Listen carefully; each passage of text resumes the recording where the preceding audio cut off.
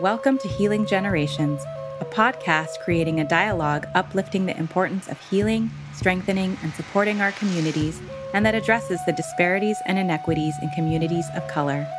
Healing Generations is brought to you by the Healing Generations Institute, a collaborative initiative of the National Compadres Network and the Brotherhood of Elders. Be sure to subscribe to stay up to date on our new releases.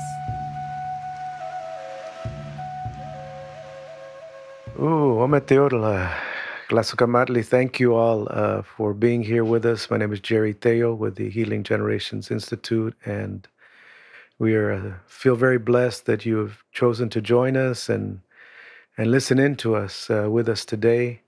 You know, another plática, another discussion, another time in which we get to gather and invite that spirit in, invite those teachings in, invite the medicine in, invite the insight in to this journey of healing generations. And as we do that, we're going to begin by just thanking Creator. We want to acknowledge and thank all of the ancestors, all of our ancestors, all of your ancestors, for all that they have done over the years and the teachings and the sacrifices they've made. We want to invite them into the space with us to help guide us. Same time, I invite you to acknowledge the land that you're on, wherever you're sitting. Acknowledge the people of that land. I'm on Tangwa Gabrielino land. Want to acknowledge those relatives there. Invite them in too. May they help guide us and teach us today. And then acknowledge you and all that you represent, all the different aspects of who you are. We want to say that it's a blessing and really a gift that you're here with us today as we continue this journey on healing generations, but lifting the medicines of generations at the same time. And I'm very, very happy today. We have the privilege of sitting today, with my brothers. Consider him a brother, a homie, compadre, circulero. Just a good dude, man. And want to introduce Manuel Vasquez. Was an elder, been on this road a while, father, grandfather, mental health practitioner, has guided organizations, been an administrator, does training, technical assistance, but in the real sense is just a good spirit and a good brother. And I feel real privileged. And I was able to sit in Círculo and in ceremony with Manuel probably about a month ago now, and that was such a blessing to be with you and to sit with you. But just really, really happy and feel blessed that you're here with us today. Manuel, why don't you greet the people and bring yourself into the Círculo aquí with us. Mateo. Aho. Uh-huh. Thank you, Jerry, for this opportunity to speak con la gente, with the people, regarding this life experience. I felt very blessed. And in that blessingness, I want to acknowledge the four directions. Want to pay attention to the wisdom that comes from the north. I want to pay attention to the growth, to the wisdom that comes from the south, from our Mother Earth. I want to open my heart as I speak so I can speak with love, I can speak with honesty, I can speak with respect, and I can speak with that voice de Ometeo, knowing that everything is united. I also want to acknowledge the fire, the men who have been a power instrument in my life, helping me to get through this road, showing me lessons, life lessons. So with this prayer, I say, welcome to all the audience. Ometeo. Thank you, Manuel. It just reminds us of how life is a ceremony. Our journey is a ceremony, and there's so many teachings, but the first, that first teaching, that first lesson is when you're in your mama's stomach, and your mama's holding you and giving her drum, that beat, that heartbeat, that bloodline, your breath, and they waited for you to be born and come out, and then came out with a cry or a laugh or whatever. They waited. Your relatives waited for you to be in this world, and I say that in acknowledgement of the journey that you walked, and want to invite you to talk a little bit about who Manuel Vasquez is, and your people, where your relatives, your gente come from, and what brought you here that way. Well, before I go into who I am as a person, I like to acknowledge the recent passing of my jefita, my mom. Mm. I would say that with all sincerity and openness, that as she was moving on to the other side, I was able to sit with her. Mm. I was able to pray with her. I was able to sing with her. I was able to ask her for forgiveness. Mm. I was able to tell her, I forgive you as well. I was able to hear her tell me, I love you, mijo. Mm. And I can go now because I know that you're good and you're in good hands. That felt like ceremonia. That felt completo, totally complete, as though I was back in the womb. Mm. And whatever died with her that was a reproach to her life or created sadness, that died with me as well. Mm. So I just want to acknowledge that before anything, because Mm-hmm. Yeah. What was your mom's name, brother? Isabel, Isabel. they All used to right. call it Chavela. Chavela. Yeah. We're gonna honor your mom that way, Oh, thank you. Let's dedicate this presentation to To Chavela. Chavela, Ah, mi right? Chavela. We're gonna dedicate this to her, and in thanksgiving and gratitude for Yeah. her and her teachings, her lessons, but for her giving us you as well. So talk a Gracias. little bit about that. You were born, and then where were you Yeah. born, and where you come from, and all that. Yeah. Well, I was born in Denver, Colorado Mm-hmm. in 1950. I come from a fairly large familia.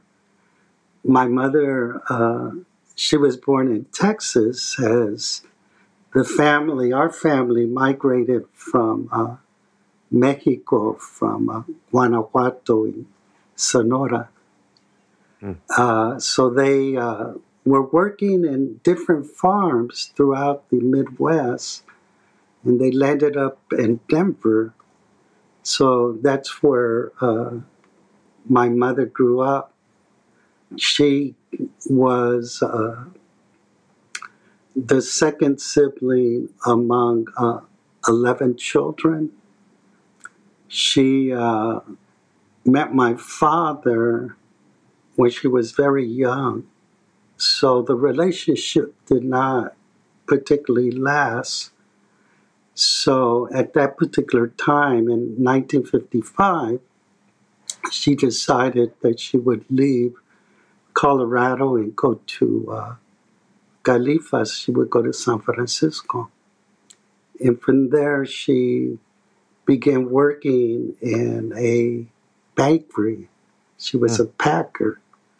So she was very much of a blue collar worker, as you would say. She was a teamster. She was a shop steward. Mm. So she very much defended the rights of workers. There was nothing shy about her. She wasn't boisterous in any way, but she wouldn't back down from a situation that she felt was offensive Mm. to her particular honor. So growing up with her was a blessing. There was just her and my mom, my sister Della, We both grew up in San Francisco. As a child, I was very travieso. There wasn't a whole lot of supervision. We lived in a housing project there in the Mission District. So the travieso, I was always getting in trouble. I wasn't paying attention. And there wasn't much supervision because she worked very odd hours.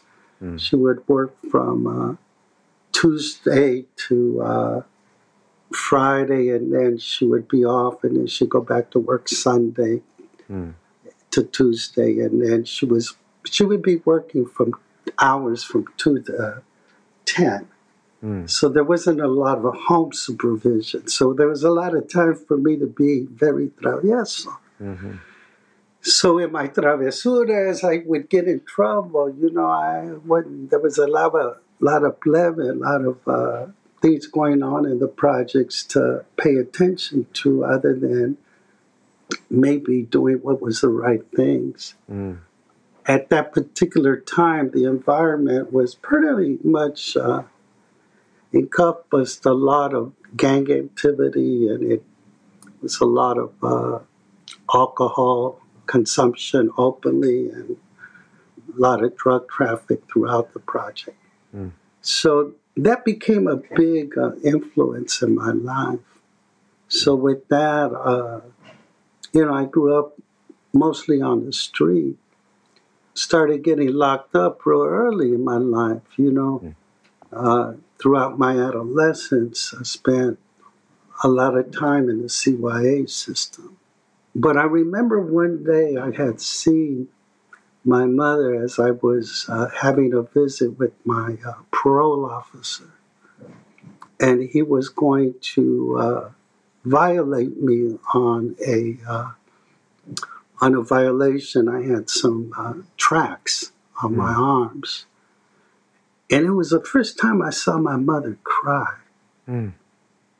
when he told her son was no good, that he knew the kind of boy I was, and that I was always going to be locked up, and she had to accept that. And when I saw her cry for the first time, I realized I wanted to change my life. And I did. And the vehicle for that change came through the Chicano movement. Because it was through the movement that I was able to reclaim aspects of my identity that I didn't know. First of all, I could claim that I belonged to a community, and it wasn't a violent community in nature. I could claim that there were teachings that I could conceptualize, that I could understand, and that would give me a sense of history of who my people are. And that gave me a lot of pride. And through that same movement, I was given an opportunity to work with farm workers. I had no education. I dropped out of school at 16, never decided to go back. I got tired of being a janitor. When I was 26, I went to school to get a GED. And at that particular moment in Colorado, I had 2 children, and I was unemployed. And there was a community health center, el Centro de Corazón, Centro de la Comunidad. And at that time, there were a number of clinics, and they had offered me an opportunity to be a paraprofessional, what was called a outreach worker for their health clinic. So I did outreach, and then they offered me an opportunity to go to school, and they said they would hold the job for me. I could work around school and keep the job. And then I majored in social work. And finally, I went to Denver, and I got a bachelor's degree. And finally, from there, I was able to the same movement, Chicano movement. Got a Chicano Yaqui mental health grant. Went to Arizona State. Came back to Denver and worked in mental health as a profession. Hmm. And that's when first job was family therapist. And then from there I became a director of a clinic called Servicios de la Raza. There in Denver, Colorado. It was a wonderful experience, Jerry, because Servicios was actually part of a multi-service agency that included Crusade for Justice. Mm-hmm. So with Jorge Gonzalez, there was a lot of political orientation about the Chicano movement, about pride, about, bringing services to la gente, fighting for comunidad. It was a good school for me, and it prepared me so that later on in 1986, I ended up going to Oakland and then working as a clinical director of services there in Oakland, and became involved again in serving La Gente in Oakland and using my position at that time to secure other positions for other Chicanas and Chicano therapists, and to assure that programs were relevant to the comunidad. But something was differently off base for me personally. I could do all this work, I had all this energy, but I had a lot of difficulty with addiction. Mm. And even though I would put one cara in my work and keep my addiction outside of my job, at least I thought I did. Yeah. I didn't know. I realized how much it affected my imagination and my motivation and my self-esteem and, just all those things that one may hide underneath. Yeah. So in 1988, I was invited to come to a circle. So I went to the first retiro in Jolon. And at that particular juncture, I realized that the movimiento wasn't just about politics, that the movimiento wasn't just about political empowerment, that the movimiento was not just becoming a better citizen with inclusivity, but that the movimiento was more about spiritualidad, something I didn't learn until I went to the ese retiro. And it was in ese retiro we began to do the prayers around the four directions. And for the first time, I gathered with men with no motivation other than to think about where am I going to go in my life now. I remember I got my first regaño in that community because, I came in, took off with a homeboy of mine, came back with some cerveza, but we were told at the door, aquí no. This is a spiritual community. Mm-hmm. This is a healing community, I was a Johnny-come-lately, carnal, because, my work kind of made me out of a political animal, just kind of always in the fray of things, always trying to keep the agency going. And unfortunately, that included a lot of activity that surrounded around substance abuse. Mm-hmm. You speak to something that I think that doesn't get spoken to very much, and I think that that in a lot of political movements, it's not recognized the woundedness that surrounds many of us that are involved in those things, and what ends up happening is that the woundedness and the coping mechanisms, the drinking, the getting high, the partying, all of that stuff, becomes part of it. Then, so even though we're possibly marching or advocating for political gain and for racial equity, all of those things, what's for many years integrated into that are the coping mechanisms that are addictive patterns of drinking, of getting high, of really some denigrating behaviors. And I think in that retiro and in that process or during that time, what we recognize is we could be politically woke, we could be agency directors, we could have degrees, but our spirits were very wounded, and we had not really looked at how do we heal the generations of trauma that we carried, and when I met you, it was on that road. It was on that road that we were finally recognizing, we got a lot more work to do here. We got some things to face, we got some things to do, and some things to undo, you know. And that's where I remember, yeah, I remember that time you went and got the beer and brought it back. It's like, what's this dude doing, But I understand that too, because for many of us, especially men, we had been indoctrinated that we were not supposed to gather with other men in a good, sacred way unless we brought something to shield it. The drugs, the alcohol, the partying, the music. We could not gather in a good way. And what I didn't realize at that time either, till many years later, is that was actually part of our cultural tradition for hundreds of years that was taken away from us. So what was happening there was we were actually revolutionarily reclaiming a process, which meant that we had to say, yeah, we can't be bringing those booze in here. We're not going to include that.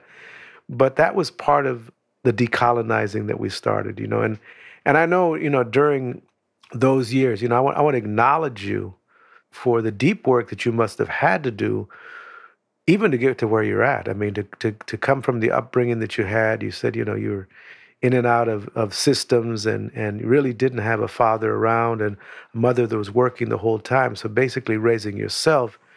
And, and I'm sure there's so many stories and wounds and conflicts that was inside of you, but somehow you had the fortitude and the courage to recognize that there was something else in you.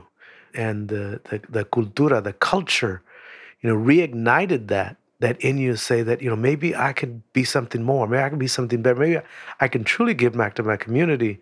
And I want to acknowledge you for going on that road to, it's not easy to go back to school in a Western-oriented way and get your degrees and then become a director and then develop programs and then, to do all that you've done. So, within that duality, I want to acknowledge you for that journey and for the sacrifice and for the example that you played. And, I was wondering if you could share in your reflection now back, what are some of the lessons?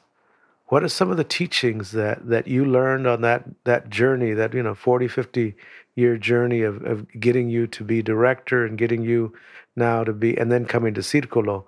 What are the major lessons that you think are the challenges that you got and the lessons you learned along that journey? I think the biggest lesson was I didn't know how to be kind to myself.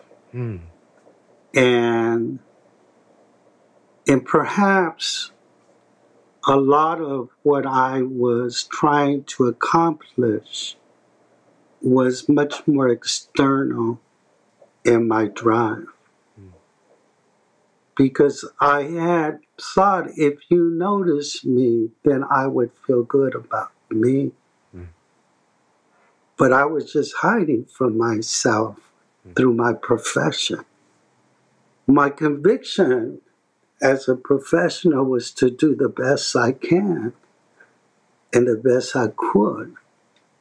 So in that regard, I felt very dedicated. But I was torn. Because there was a duality. There was a form of Dr. Jekyll, Mr. Hyde. And who I was hiding from was from me. Mm. So I guess as things began to evolve and going to Círculo and going to Círculo and going to Círculo, and I would go like I said, Johnny come lately. But I would go because I respected the brothers who were clean, Mm. and they became my friends. Mm. And I learned something about friendship through that. With vatos I would do dirt with, I would think of them as friends. But I began to learn true friends don't put other friends in harm's way. Mm. And that was a wake-up call. Wow. That was a wake-up call. Wow. And I didn't want to use and, regenerate for some of my homies as a plebe. So their examples inspired me. But I just couldn't get clean. And I guess fundamentally, I just didn't like myself. Oh. I didn't think I was good enough. So the biggest lesson that I learned is that in the red road, there isn't that kind of judgment. That when you saw me and my condition at times, you still love me as your brother. Yeah. The other brothers still loved me as their brother. They were going to throw me out the door. And that made me want to just come back. Because it felt safe. And then I found that maybe there's something about me that's better than I think. Because all that early institutionalization, it did a lot of damage, man. Mm. It did a lot of damage to self-image, to self-esteem, to my level of compulsiveness and aggression. And I had to hold all that in.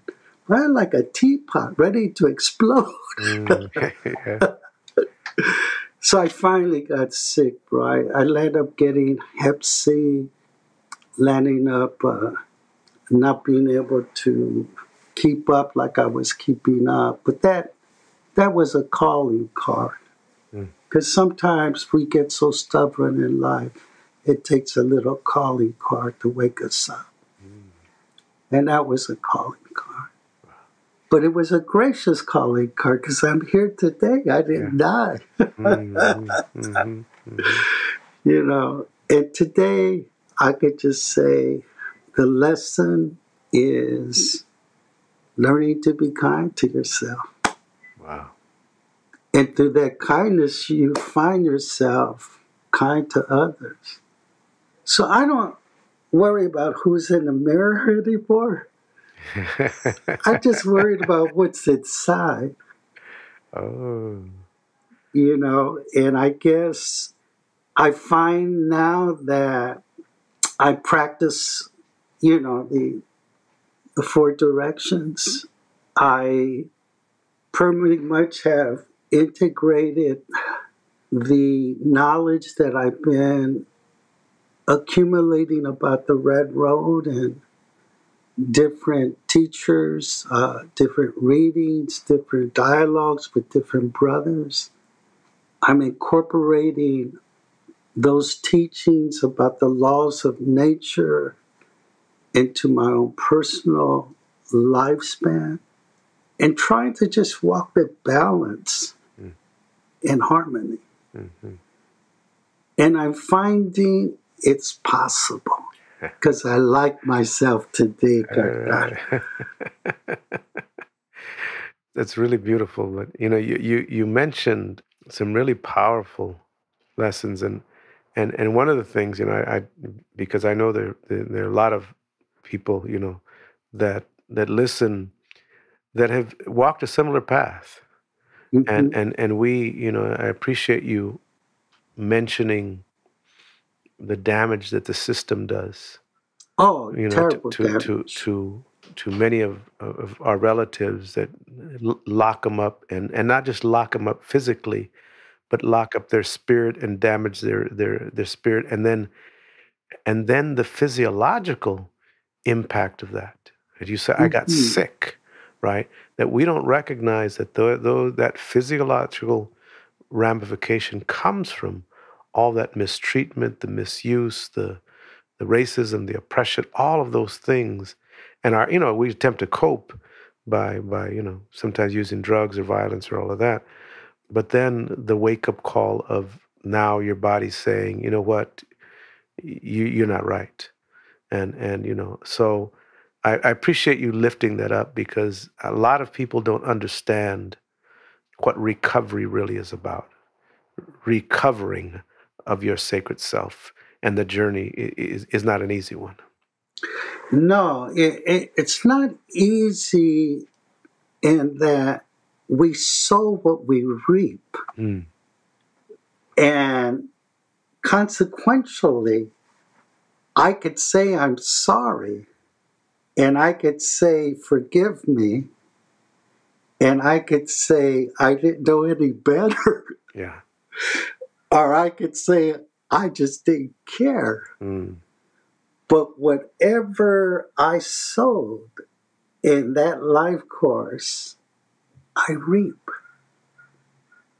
But consequentially, I'm not feeling the same imprisonment in my mind or in my heart that makes me want to run away Mm. from the consequences of those decisions, Wow.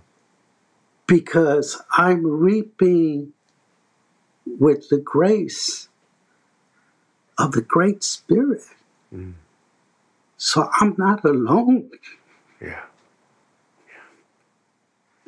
and I'm happy because I could see through my children, Gardner, Mm. those patterns are not being lived out, Ah.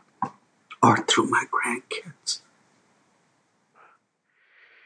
Yeah, and what I don't think any of us realize when we're in the darkness of struggling with those demons, and sometimes we fall to them, and sometimes they grab us again, and sometimes we get back into those patterns, but the strength to get up and try again and battle again, I don't think that many of us recognize that to win that battle is not just for us. It's really a battle for our children and our grandchildren. And what we have had to go through and suffer is so that they wouldn't have to struggle and suffer so much, you know.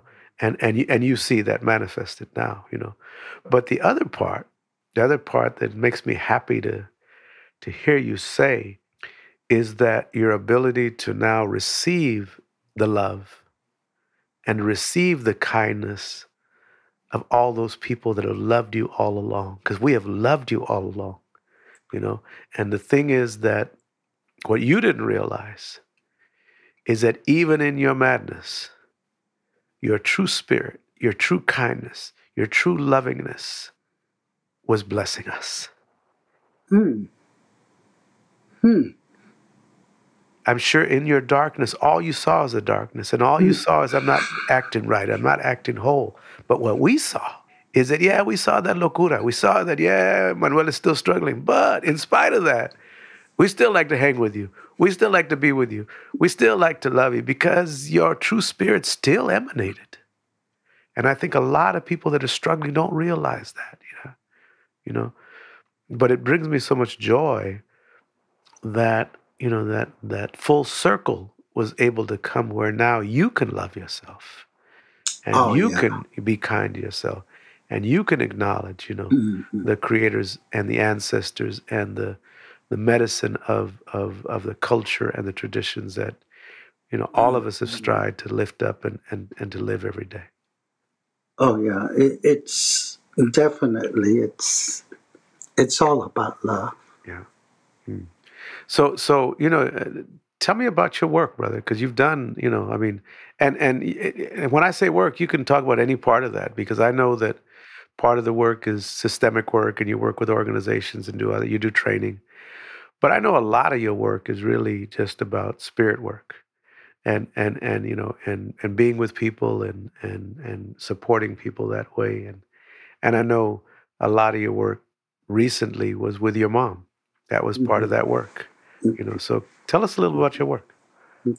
Well, I retired professionally in about 12 years ago. Mm, I had a private practice at the end of my career, and that's when I retired.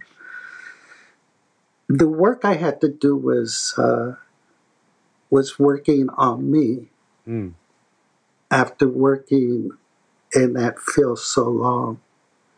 And it was kind of like cleaning mm, the storehouse of maybe bad karma, bad memories, nuances that I was pretty much captivated by my insecurities, my sense of anxieties, fears. So I did a lot of inner work and still doing that. I ended up going to Thailand to study Buddhism, mm, and I landed up going to a monastery in North Carolina every year for a month to do what is called a hermitage. And a hermitage is taking a vow of silence, mm, sitting by yourself, and allowing the monastery or the attendants of the monastery to come and provide you what you need in order to stay in that prose and to meet with your teacher. So I've been doing that. And from that, I've been able to resolve a lot of issues mm, that were internalized and to find a lot of personal forgiveness. So, with that, I find my work is providing as much as support as I can to other human beings. I find myself looking at the world differently and mm, in a much more non-aggressive manner, in a non-competitive manner. I find myself working toward helping other brothers within our círculos mhm, when they're either ill or they're finding some discouragement or they're facing loss, and being of a personal friend that is dependable in that sense. I find I mentor young men, mm, and I have a very good time doing that and providing counsel and providing support, and so I the work never ends, yeah, and the human work of things never end. yeah. I wish I could say I want to do more, but I have some difficulties physically with a condition called stenosis, which is Mm, some damage to my upper neck, so it impairs my movement a lot of times. But most recently, I did some work with Latino Commission in San Mateo, a substance abuse organization, providing a training on healing and continuing to provide some trainings for them. I also sit on a board that oversees law enforcement with public transportation here in mm, the Bay Area as part of community justice work, social justice. mm. And I guess I find myself much more receptive in my joy of being a grandfather. I mean, I just, estoy loco. Yeah, yeah, I'm just, my grandson just turned 20 years old. I'm just so happy for him. And mm. my youngest granddaughter, she's going to be 2 next month, Earth Day. Oh, wow. So, there's 6 grandchildren. I'm just so happy. Yeah, And knowing them, seeing their lives, getting a view of prosperity that I didn't experience, but just seeing it through my children, it tells yeah, me a whole lot. yeah, you know, yeah, I'm still having a hard time believing, did I help do that? But, uh, it's just part of it. Wow, that's beautiful. And what you described to me is what, I remember talking to elders and medicine people, and they talk about the stages of life, right? In the traditional way, and that fourth stage of when you get into that fourth stage of elderhood, there's a process, and I want to point it out because whether you knew it or not, it's you kind of went on that road, and that first stage of moving, usually in our traditional ways, like 52 or above, like that. But the first stage of that elderhood is really reflection and releasing, Oh, right? If you mm-hmm, see the eagle, when the eagle then becomes a mature eagle, right? mm-hmm, The eagle drops all of there's wings because the wings that have held it to help it fly very high and protect its young and give it food and vision and all of that. Now, mm-hmm, when they get to elderhood, they recognize that in those wings they carry a lot of baggage, mm-hmm, carry a lot of memory that's going to hold them back, and they need now to fly in a different way. mm-hmm, And so, in our traditional way, it's a time of reflection, but a time for shedding. And that's what you described, that you went into this monastery, you went through a process to reflect and to let go of all the stuff that had been put on you, or you had put on yourself, or it had been integrated into your spirit. And then that next phase of that is, okay, so now my role is to share the teachings, share the stories, but also to guide that next generation. And I see you doing that even as a grandfather, as a grandfather, the joy of being able to be a grandfather and see the joy in your grandchildren and bless them and, literally bless them up, but also bless them with your love and your kindness and your stories and all of that is the other thing that I have experienced is, seeing you play flute, seeing you bring joy through some beautiful music, and it's something that we share is, mm-hmm, playing flute, but I hear your flute, and it's a joyful flute. It's mm-hmm, it's it's a healing flute. It's a blessing flute that is really a reflection of who Manuel Vasquez has become, has transformed into, you know. And so, I want to appreciate you for that journey, because you've done that work. And I want to lift it up as an example that, all of us need to do that work. We all need to, all of us have, beautiful blessings, but we also have cargas. We have issues oh that yeah. we need to work on. And with that, as we come to closing this círculo today, I want to give you the opportunity to share any final teachings or consejos for that next generation. And I often say, what would you tell that younger Manuel? What would you tell that younger person? So maybe they don't have to go through so many of the trials and tribulations or struggles that you went through. What would you like to offer to that next generation as an elder, as a wisdom keeper, as someone that has learned a few things along the way? What would you like to offer that next generation? Well, I guess I would begin with that old slang, trucha, trucha. Be careful. Be careful. Watch out. Stop, Yeah. look, watch out. I would say that this is a lesson that came late but it could have come early, is that regardless of the condition that you're born into, love yourself. Love yourself. That responsibility starts with you.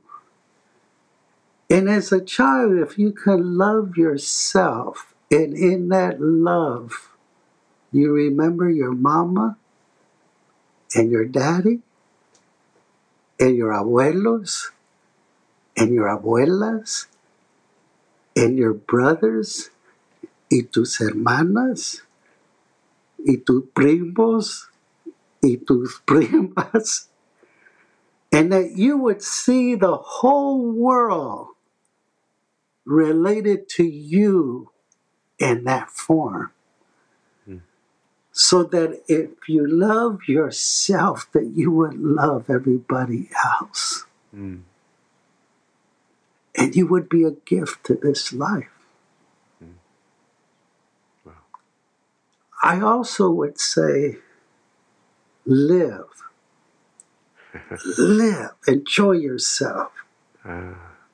Live daily like it's your last day. But live meaningful. And live with joy. Pure joy.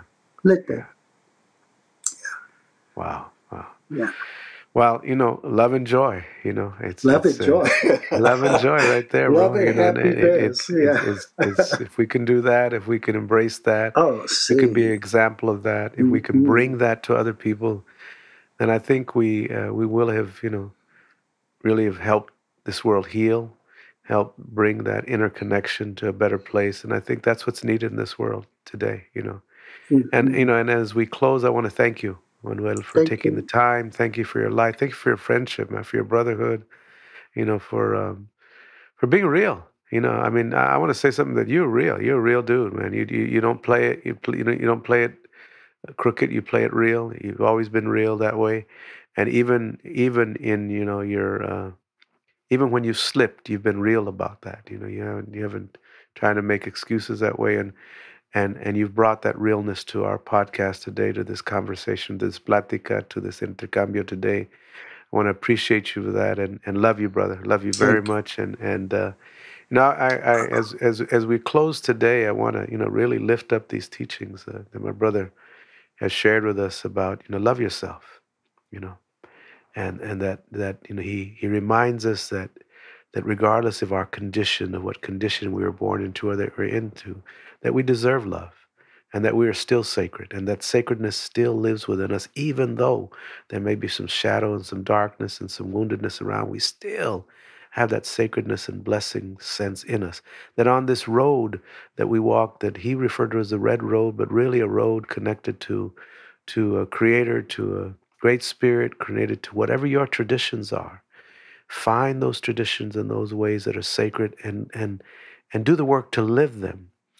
But also, Manuel lifts up for us that we have to take time to shed and to let go. The things that we have incorporated in our life and also the wounds that other people have put on us. You're not your wounds. Those are of some other people, and you need to release them and let them go. Stop telling that story. Stop identifying with the victimization, but embrace your sacredness. And finally, love and joy. Love and joy. Live with that love and joy and spread it to one another in a good way. You deserve it. We deserve it. I want to thank you all. Thank the ancestors for guidance today, for being here. Thank Creator, and thank all of you. Listen to these podcasts, share them out with other people. Give us a shout out. Give us some feedback and share them with others. Give us a like. And we really appreciate you, and may you have a blessed day filled with love and joy. Él es Dios, Ometeor. Él es Dios. Gracias. For more information about Healing Generations and the Healing Generations Institute, visit nationalcompadresnetwork.org and be sure to subscribe to stay up to date with our new releases.